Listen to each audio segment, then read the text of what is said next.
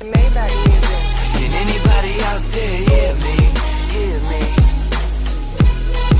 'Cause I just wanna...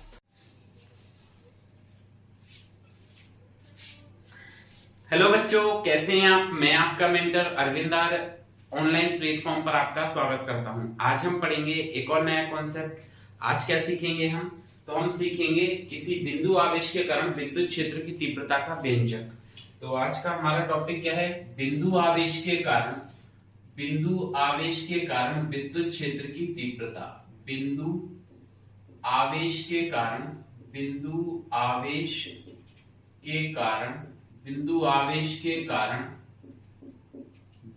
क्षेत्र की तीव्रता का व्यंजक। विद्युत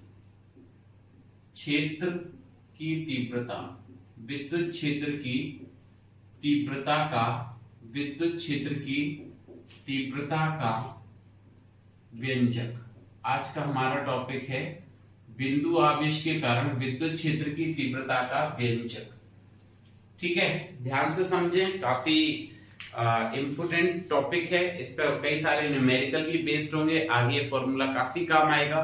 तो हमारा क्या है? बिंदु आवेश के कारण विद्युत क्षेत्र की तीव्रता का व्यंजक। तो फटाफट वीडियो को लाइक शेयर कर दें, और जिन बच्चों ने चैनल को सब्सक्राइब नहीं किया है वो चैनल को जरूर सब्सक्राइब करें, ताकि हम मोटिवेट हों और आपके लिए बहुत अच्छे कॉन्सेप्ट आगे लेकर आए। ओके, तो हम स्टार्ट करते हैं। हमने क्या कहा? माना किसी बिंदु O पर एक यादृच्छिक बिंदु O हो गया। माना एक यादृच्छिक बिंदु O पर कोई प्लस क्यू आवेश स्थित है। एक प्लस क्यू आवेश स्थित है। ये कोई यादृच्छिक बिंदु O हो गया जिस पर कोई प्लस क्यू आवेश स्थित है। इस बिंदु O से स्मॉल r दूरी पर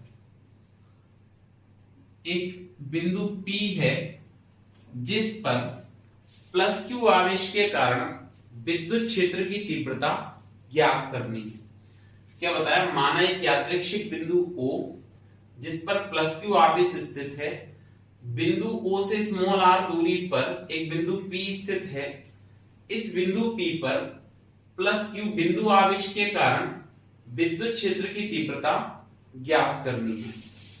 तब इस बिंदु P पर विद्युत क्षेत्र की तीव्रता ज्ञात करने के लिए हमने एक परीक्षण आवेश Q0 की कल्पना की। इस पर एक परीक्षण आवेश रखा। कितना? Q0। अर्थात अब ये प्लस क्यू आवेश इस परीक्षण आवेश Q0 को प्रतिकर्षित करेगा, तो इन दोनों में बल लगेगा और ये इसको इधर की तरफ प्रतिकर्षित करेगा। प्रतिकर्षण बल लगाएगा क्योंकि ये इकाई परीक्षण धनावेश है। ये डायग्राम समझ में आया? फिर से बता देते हैं। माना कोई यादृच्छिक बिंदु O जिस पर एक प्लस क्यू आवेश स्थित है। इस प्लस क्यू बिंदु आवेश स्थित है। इस प्लस क्यू आवेश से स्मॉल r दूरी पर एक बिंदु P है जिस पर हमको क्या करनी है? इस प्लस क्यू बिंदु आवेश के कारण विद्युत क्षेत्र की तीव्रता ज्ञात करनी है। अब हमने इस बिंदु P पर विद्युत क्षेत्र की तीव्रता ज्ञात करने के लिए एक परीक्षण आवेश Q0 की इस पर कल्पना करते हैं। इस पर एक परीक्षण आवेश Q0 को रख देते हैं। तो ये प्लस क्यू बिंदु आवेश इस परीक्षण आवेश Q0 को क्या करता है? प्रतिकर्षित करता है, मतलब इस पर प्रतिकर्षण बल लगाता है। तो हम यहाँ पे क्या कहेंगे कि प्लस क्यू आवेश एवं स्मॉल Q0 आवेश, परीक्षण आवेश Q0 के मध्य लगने वाला बल कूलाम के नियम से। क्या कहा? आवेश प्लस कैपिटल Q एवं Q0 के मध्य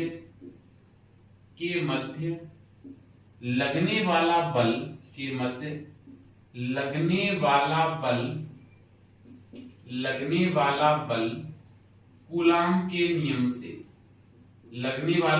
कूलाम के नियम से।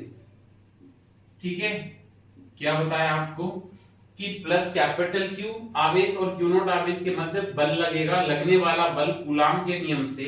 तो कूलाम का नियम हमने क्या पढ़ा था? F बराबर K Q1 F बराबर K Q1 Q2 upon R square. ये बल का सूत्र पढ़ा था। अब इस डायग्राम के अकॉर्डिंग, इस चित्र के अकॉर्डिंग अगर हम बल को कन्वर्ट करते हैं तो यह जाएगा क्या? F बराबर K Q1 कैपिटल Q है, Q2 Q0 है अपॉन R स्क्वायर। ये बल आ गया। क्या ज्ञात कर लिया हमने? ये दो आवेशों के मध्य लगने वाला बल। आप चाहें तो यहाँ पे के का मान भी पुट कर सकते हैं। के का मान रखेंगे तो के का मान होता है F बराबर, के का मान होगा 1/4 pi epsilon naught capital Q Q naught by R square. ये समीकरण नंबर हो गया 1। ये हमने प्लस कैपिटल Q जो बिंदु आवेश लिया था और Q नॉट जो परीक्षण आवेश लिया, दोनों के मध्य लगने वाला बल ज्ञात कर लिया। अब यहां पर हमको विद्युत क्षेत्र की तीव्रता ज्ञात करनी थी, लेकिन तो हम क्या कहेंगे, विद्युत क्षेत्र की तीव्रता की परिभाषा से तो हमने यहां पे क्या लिखा, विद्युत क्षेत्र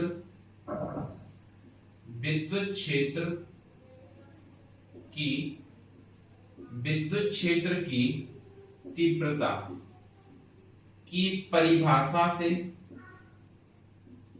विद्युत क्षेत्र की तीव्रता की परिभाषा से, विद्युत क्षेत्र की तीव्रता की परिभाषा से आप इसको क्या लिख सकते हैं, E बराबर F/Q नॉट।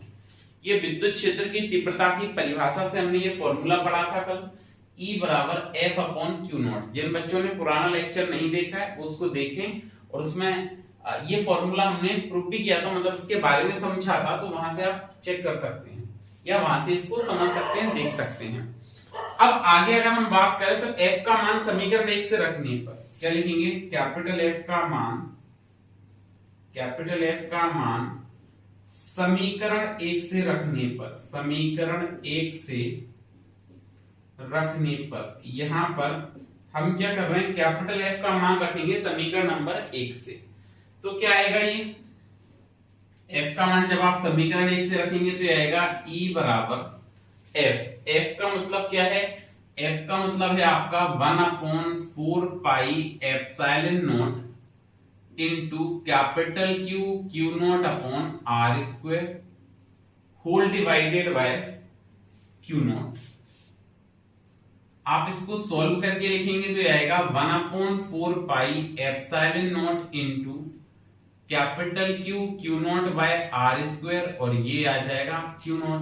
Q नॉट से Q नॉट कैंसिल हो गया, तो जो विद्युत क्षेत्र की तीव्रता आएगी वो आएगी E बराबर 1/4 pi epsilon naught Q upon R square. ये किसी बिंदु आवेश के कारण विद्युत क्षेत्र की तीव्रता होती है। किसके कारण होती है, बिंदु आवेश के कारण। ये हमने विद्युत क्षेत्र की तीव्रता ज्ञात की, क्या आती है, E बराबर 1/4 pi epsilon naught Q upon R square. फिर अगर हम बात करें कि यदि कंडीशन लगाते हैं कि यदि बिंदु आवेश किसी माध्यम में स्थित है, यदि बिंदु आवेश किसी माध्यम में स्थित है,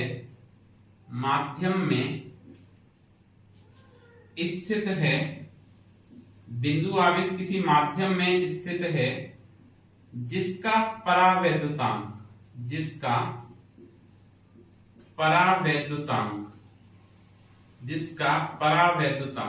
एप्सिलॉन R है, तब तीव्रता क्या होगी, तब विद्युत क्षेत्र की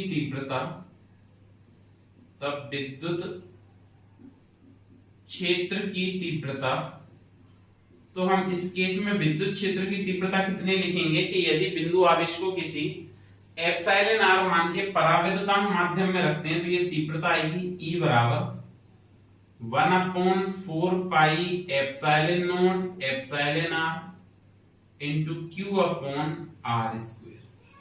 ठीक है, तो ये विद्युत क्षेत्र की तीव्रता आ गई किसमें, मीडियम में, माध्यम में, और ये कहां आ गई, वायु या निर्वात में। अगर आपसे वायु या निर्वात की बात करें तो आप ये वाला फॉर्मूला उपयोग करेंगे, और किसी माध्यम की बात करें तो आप ये वाला फॉर्मूला उपयोग करेंगे। क्या बात समझ आ गई? अच्छा, अब अगर हम बात करें इसके, हमने पढ़ा था कि विद्युत क्षेत्र की तीव्रता कैसी राशि है, तो हमने पढ़ा था विद्युत क्षेत्र की तीव्रता एक सदिश राशि है। कैसी राशि है, सदिश राशि है। तो पहले ये नोट कर लें, फिर हम आगे देखते हैं। इसमें हमने पढ़ा है कि जो विद्युत क्षेत्र की तीव्रता है वो एक सदिश राशि है, और अगर विद्युत क्षेत्र की तीव्रता सदिश राशि है तो हम लिखते हैं इसका सदिश रूप। कौन सा फॉर्म लिखेंगे इसका, सदिश रूप लिखेंगे। तो यहां पर हम क्या कहेंगे, वेक्टर फॉर्म में, सदिश रूप में क्या लिखेंगे, सदिश रूप में, सदिश रूप में, सदिश रूप में अगर आप लिखेंगे इसको, तो हम विद्युत क्षेत्र की तीव्रता का फॉर्मूला क्या लिख सकते हैं, हम लिखेंगे, देखो E बराबर E vector is equal to, vector लगा दिया, ये वायु निर्वात का सूत्र लिखेंगे क्योंकि वायु निर्वात में सामान्यतः सूत्र का उपयोग करेंगे हम। ठीक है, अगर आपसे क्वेश्चन में माध्यम कहा जाए या हम कोई न्यूमेरिकल जब सॉल्व करें और माध्यम कहा जाए तो ही इसका उपयोग करेंगे। इसको हमने नाम दे दिया इक्वेशन नंबर सेकंड, इसको हमने नाम दे दिया इक्वेशन नंबर थर्ड। अब आप देखिए सदिश रूप में लिखा तो हमने लिखा E vector equal to 1/4 pi epsilon naught Q upon R square.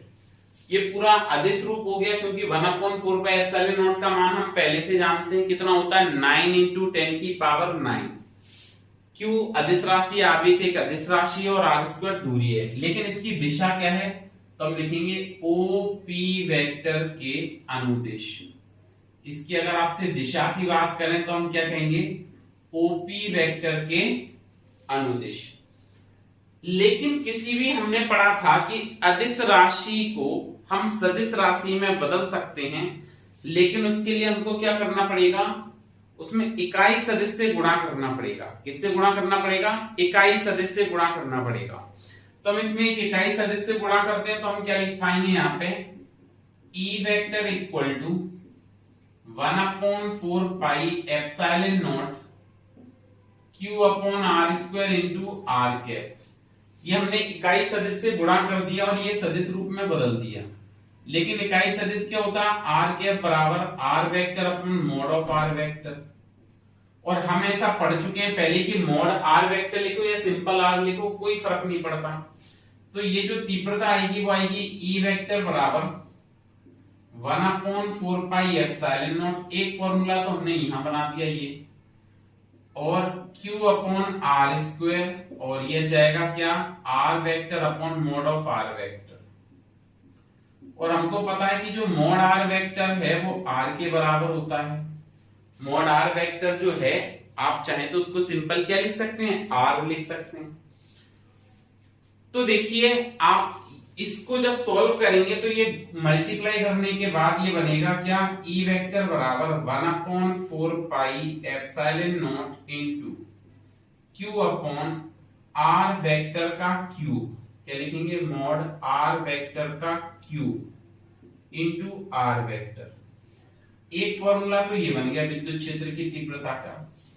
इसी बात को आप ऐसे भी कह सकते हैं क्या, E vector is equal to 1/4 pi epsilon naught into Q upon R cube into R vector. आप चाहें तो इसको ऐसे भी लिखा जा सकता है, एक ही बात है। तो समझ में आई किसी बिंदु आवेश के कारण विद्युत क्षेत्र की तीव्रता को हम कैसे ज्ञात कर सकते हैं। अब ये OP वेक्टर के अनुदिश ही क्यों आई है, क्योंकि हमने पढ़ा है विद्युत क्षेत्र की तीव्रता एक सदिश राशि एवं इसकी दिशा हमेशा बिंदु आवेश पर लगने वाले बल की दिशा में होती है, एक बात। या आप ऐसे भी कह सकते हैं कि प्लस Q आवेश के कारण जो विद्युत क्षेत्र की तीव्रता होती है वो आवेश से दूर की ओर होती है। बिंदु आवेश के कारण, प्लस आवेश के कारण विद्युत क्षेत्र की तीव्रता आवेश से कैसे होती है, दूर की ओर होती है। क्या ये बात समझ पाए? अच्छा, आगे देखिए, अगर आपसे ऐसा कहा जाए कि प्लस Q आवेश के स्थान पर यदि माइनस Q आवेश का उपयोग करें, प्लस Q आवेश के स्थान पर यदि माइनस Q आवेश को उपयोग करें तो हम क्या कहेंगे, माइनस Q आवेश के कारण विद्युत क्षेत्र की तीव्रता। ये फॉर्मूला याद रखें दोनों, इक्वेशन सेकंड जो हमने लिखी है सॉरी वायु में जो आया है फॉर्मूला वो आया है 1/4 pi epsilon naught Q upon R square, और माध्यम में जो फॉर्मूला आया है वो आया 1/4 pi epsilon not epsilon R Q upon R square. इसको हमने इक्वेशन नंबर सेकंड कहा है और इसको इक्वेशन नंबर थर्ड कहा है। बात समझ गए? अच्छा जी, अब आगे ध्यान दीजिए, हम क्या कह रहे हैं यहाँ पे, प्लस Q आवेश के स्थान पर यदि माइनस Q आवेश हो, कौन सा आवेश हो, माइनस Q आवेश हो, तब विद्युत क्षेत्र की तीव्रता क्या रहेगी। तो हम यहाँ पे कह सकते हैं क्या, देखिए माइनस क्यू आवेश के कारण, माइनस क्यू आवेश के कारण, माइनस क्यू आवेश के कारण, आवेश के कारण बिंदु P पर विद्युत क्षेत्र की तीव्रता, बिंदु P पर विद्युत क्षेत्र की तीव्रता, बिंदु P पर विद्युत क्षेत्र की तीव्रता। अगर हम माइनस क्यू आवेश के कारण बिंदु P पर तीव्रता ज्ञात करें तो सेम फॉर्मूला आएगा, E vector equal to 1/4 pi epsilon naught Q upon R square into R cap. लेकिन इसकी जो तीव्रता की दिशा है वो हमने पढ़ा था माइनस क्यू आवेश के कारण कैसे होती है, पास की ओर होती है। तो हम ऐसे कह सकते हैं पास की ओर मतलब इधर की तरफ, तो हम कहेंगे PO वेक्टर के अनुदिश, PO वेक्टर के अनुदिश, क्योंकि अब ये बल बाहर की तरफ ना लग के इधर की तरफ कार्य करेगा। अब ये आकर्षित करेगा परीक्षण आवेश को, इकाई धन आवेश को, ये माइनस क्यू क्या करेगा, आकर्षित करेगा। तो हम क्या कहेंगे, ओपी वेक्टर के अनुदिश कार्य करेगी ये तीव्रता। ये बात स्पष्ट है। एक और बात, अगर आपसे ऐसा कहा जाए कि पराविद्युतांक बताओ विद्युत क्षेत्र की तीव्रता के टर्म्स में, तो कुछ नहीं है, इक्वेशन नंबर 2 का डिवाइड लगा देना इक्वेशन नंबर 3 में। जब आप डिवाइड करोगे तो इक्वेशन 2 में क्या है, वायु में तीव्रता बटे माध्यम में तीव्रता। वायु में तीव्रता क्या है आपके पास में, 1/4 pi epsilon naught Q upon R square whole divided by. माध्यम में तीव्रता कितनी है, तो माध्यम में है 1/4 pi epsilon not epsilon R Q upon R square. ये दोनों बात समझ आ गई। Q अपॉन R स्क्वायर से Q upon R square cancel out हो गया। अच्छा, तो यहां पर क्या आएगा, वायु में तीव्रता बटे माध्यम में तीव्रता बराबर 1/4 pi epsilon naught into 4 pi epsilon not epsilon R बटे 1। 4 पाई एप्सिलॉन नॉट से 4 पाई एप्सिलॉन नॉट कैंसिल हो गया, ये ऊपर जाएगा तो संख्या ये पलट जाएगी। तो ये क्या आ जाएगा, वायु में तीव्रता बटे माध्यम में तीव्रता बराबर एप्सिलॉन R। तो अगर आपसे कभी पराविद्युतांक के बारे में पूछा जाए तो हम ऐसे ज्ञात कर सकते हैं। अब इसके बाद ये बात आपको समझ आ गई। इसके बाद हम आगे चर्चा करेंगे, तो इसमें हमको ग्राफ बनाना है। ठीक है, पहले बच्चों क्या करना है, हमको इसमें ग्राफ बनाना है। किस किस में, विद्युत क्षेत्र की तीव्रता और दूरी के बीच में, या विद्युत क्षेत्र की तीव्रता और आवेश के बीच में। तो देखिए, जब भी ग्राफ बनाए तो ग्राफ बनाना आपने 11th क्लास में भी सीखा होगा। और यहाँ पर अगर हम देखें तो बहुत इजी होता है हमारे लिए यहाँ पे ग्राफ ड्रॉ करना है। इसमें देखिए कैसे ग्राफ ड्रॉ करेंगे। तो अगर हम इसमें ग्राफ ड्रॉ करते हैं तो बेसिक हमारा जो है वो क्या होगा, बेसिक फॉर्मूला आना चाहिए आपको, और बेसिक फॉर्मूले से ही हम इसका ग्राफ ड्रॉ करेंगे। तो देखिए, सबसे पहले बेसिक फॉर्मूला क्या पढ़ा था हमने, विद्युत क्षेत्र की तीव्रता का। तो हमारे पास जो इसका बेसिक फॉर्मूला था विद्युत क्षेत्र की तीव्रता का, वो क्या था, E बराबर 1/4 pi epsilon naught into Q upon R square. 4 pi epsilon not 9 into 10 की पावर 9 होता है, कांस्टेंट है, Q अपॉन R स्क्वायर। यहां से आपको दो बात स्पष्ट होती है, क्या, एक तो विद्युत क्षेत्र की तीव्रता आवेश के समानुपाती है, दूसरी विद्युत क्षेत्र की तीव्रता बिंदु आवेश से जिस बिंदु पर विद्युत क्षेत्र की तीव्रता ज्ञात करनी है, बिंदु आवेश से जिस भी बिंदु पर विद्युत क्षेत्र की तीव्रता ज्ञात करनी है उस दूरी के वर्ग के व्युत्क्रमानुपाती है। तो अगर आपसे यहाँ पे ग्राफ बनवाएं तो देखिए सॉरी विद्युत क्षेत्र की तीव्रता, अगर ग्राफ हम विद्युत क्षेत्र की तीव्रता और आवेश के बीच में बनाते हैं तो हमने इस पर तीव्रता ले ली, विद्युत क्षेत्र की तीव्रता ले ली y एक्सिस पे, तीव्रता ले ली y एक्सिस पे, y अक्ष है ये हमारा x अक्ष है, x एक्सिस है, और ये आपने आवेश ले लिया। क्या ले लिया, आवेश। तो यदि हम विद्युत क्षेत्र की तीव्रता और आवेश के बीच में ग्राफ बनाएंगे तो एक सरल रेखा मिल जाएगी इस तरह से। लेकिन अगर हम यही ग्राफ विद्युत क्षेत्र की तीव्रता और दूरी के मध्य बनाएं, किस में बनाएं? विद्युत क्षेत्र की तीव्रता और दूरी के बीच में। तो यहां पर हमने लिखा तीव्रता E और दूरी, दोनों के बीच में अगर ग्राफ बनाएंगे तो ये दूरी के वर्ग के व्युत्क्रमानुपाती है।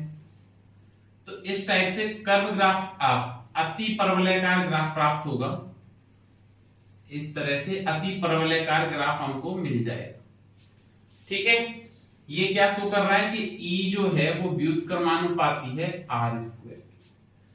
अब क्या होता है, कई बार इस ग्राफ में थोड़ा सा आपको कंफ्यूज करेंगे और वो ग्राफ R में नहीं, दूरी में नहीं, 1/r² में बनवाएंगे। 1/r² और विद्युत क्षेत्र की तीव्रता के लिए अगर आपको ग्राफ बनाना है तो सरल रेखा ही आएगी। ध्यान रखें इस बात का, क्योंकि ये दूरी के वर्ग के व्युत्क्रमानुपाती है, लेकिन आपसे यहाँ पे किस में बनवा रहे हैं ग्राफ? 1/r² में। और जब भी अगर आपसे 1/r² में ग्राफ बनवाते हैं तो आपको क्या मिलेगी? यहाँ पे एक सरल रेखा प्राप्त होगी। ठीक है, कभी भी परवलयकार ग्राफ प्राप्त नहीं होगा, केवल दूरी की बात करें तो परवलयकार ग्राफ प्राप्त होगा। तो ये विद्युत क्षेत्र की तीव्रता से संबंधित कुछ ग्राफ हैं, काफी इंपॉर्टेंट हो जाते हैं, इनको ध्यान रखें ग्राफ को। अब इस पर एक दो बेसिक से न्यूमेरिकल हम सॉल्व करते हैं, फिर आगे मूव करेंगे। तो देखिए, इस पर कुछ क्वेश्चन सॉल्व कर लेते हैं। पहला एग्जांपल लेते हैं। आपको एक बिंदु आवेश दिया गया है, ठीक है, और वो बिंदु आवेश है आपके पास 5 × 5 × 10⁻⁻⁴ कूलाम। ठीक है, क्या लिखेंगे? एक बिंदु आवेश, एग्जाम्पल है, क्या है? एक 5 × 10⁻⁻⁴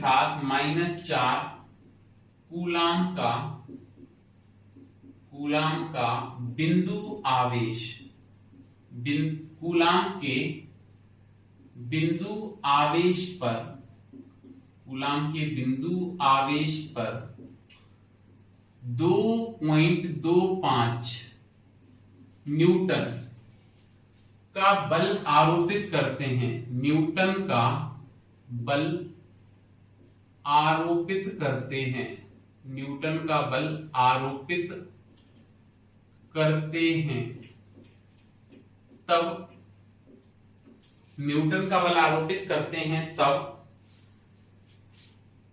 ठीक है, तब इस बिंदु आवेश के कारण, तब इस बिंदु आवेश के कारण, बिंदु आवेश के कारण, तब इस बिंदु आवेश के कारण उत्पन्न, तब इस बिंदु आवेश के कारण उत्पन्न विद्युत क्षेत्र की तीव्रता क्या होगी? उत्पन्न विद्युत क्षेत्र की तीव्रता, विद्युत क्षेत्र की तीव्रता क्या होगी? ये आपसे पूछा गया है। ठीक है, देखिए सॉल्व करते हैं। बिल्कुल सिंपल क्वेश्चन है। एक बिंदु आवेश दिया गया है, हमने इसको क्यू मान लिया, 5 × 10⁻⁻⁴ कूलाम है, और इस पर जो बल लगता है वो है 2.25 न्यूटन का। बिल्कुल सिंपल क्वेश्चन है। आपसे पूछा क्या गया है कि विद्युत क्षेत्र की तीव्रता बतलाइए। अब देखिए, अगर इस बिंदु पर हम विद्युत क्षेत्र की तीव्रता ज्ञात करेंगे तो यह आएगा आपका E = F/Q। F कितना है? 2.25 है, अपॉन Q कितना है? 5 × 10⁻⁻⁴ है। आप इसको सॉल्व करेंगे, बिल्कुल इजी गोइंग सॉल्यूशन है। 2.25 अपॉन 5 और माइनस का 4 ऊपर लिखेंगे तो 10⁻+4 बन जाएगा। ये +4 का मतलब क्या हो गया? इसमें हमने 10 से मल्टीप्लाई कर दिया तो 22.5 अपॉन 5 और इंटू 10⁻3। एक 10 लिया, इसमें मल्टीप्लाई कर दिया, इसमें गुणा कर दिया, भाग लगाते हैं, डिवाइड लगाते हैं तो E बराबर 4.5, 5 से 4 बार चला जाएगा 20 और 5 से 5 बार 25, 10⁻³ न्यूटन पर कूलम। बिल्कुल सिंपल क्वेश्चन था, ठीक है, बहुत इजी गोइंग सॉल्व करना था आपको। तो इस टाइप से हमने इस पर बेसिक क्वेश्चन पढ़ा, ऐसे हम इसको सॉल्व कर सकते हैं। क्या बात समझ में आई? अब देखिए, कई बार इसमें इसी में अगर मैं आपसे बता दूं कि वेक्टर फॉर्म में पूछ लें, तो वेक्टर फॉर्म में क्या बल दिया जा सकता है आपको? क्या वेक्टर फॉर्म में दिया जा सकता है? बल। क्योंकि आवेश तो वेक्टर फॉर्म में दे ही नहीं सकते हैं, आवेश को कभी भी वेक्टर फॉर्म में नहीं दिया जा सकता है, क्योंकि आवेश तो अदिश राशि है। किसको दिया जा सकता है वेक्टर फॉर्म में? बल को दिया जा सकता है। जैसे मैंने यहाँ पे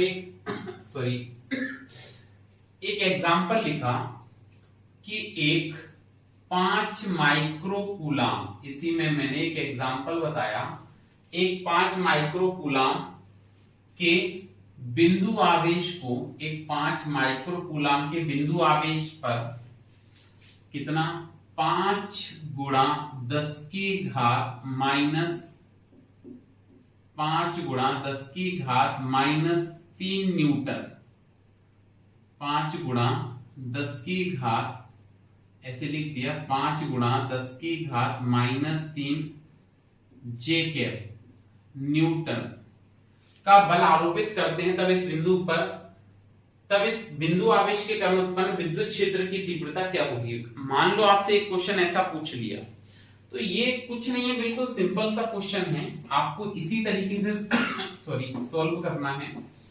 बस ये वेक्टर फॉर्म चाह रहे हैं तो हम इसको वेक्टर फॉर्म लिख देंगे, उसमें कोई बहुत बड़ी बात है नहीं। देखिए कैसे नोट करेंगे आप, आपको फिर से आवेश तो दिया गया है, कितना है? 5 माइक्रो कूलम है। इसको कन्वर्ट करें तो 5 × 10⁻⁻6 कूलम बनेगा। बल आपको दिया गया है कितना? 5 × 10⁻³ क्या है? J, और न्यूटन में है ये। तो देखिए विद्युत क्षेत्र की तीव्रता का सदिश रूप पड़ा था, E वेक्टर बराबर F vector upon Q। F vector क्या है आपके पास में? 5 × 10⁻³ और J अपॉन Q कितना है? 5 × 10⁻6 है। इसी 5 से 5 कैंसिल हो जाएगा, -3 से -6 कैंसिल करेंगे तो -3 को आप आगे लिखेंगे तो यह जाएगा 10⁻+3 J। इसका मतलब बात समझ में आ गई? मैंने क्या बताया था कि विद्युत क्षेत्र की तीव्रता की दिशा हमेशा आवेश पर लगने वाले बल की दिशा में होगी। तो इस पर बल किधर लग रहा था? पॉजिटिव बाई एक्सिस की तरफ लग रहा था, मतलब जे कैप एक्सिस के अलोंग लग रहा था, जे कैप एक्सिस की तरफ लग रहा था। तो विद्युत क्षेत्र की तीव्रता भी कहां है? जे कैप अक्ष की तरफ है। क्या बात समझ में आ गई? तो आज के लिए इतना ही, फिर से मिलते हैं एक और नेक्स्ट क्लास में एक और नए कॉन्सेप्ट के साथ। तब तक पढ़ते रहिए, सुरक्षित रहिए। Thank you.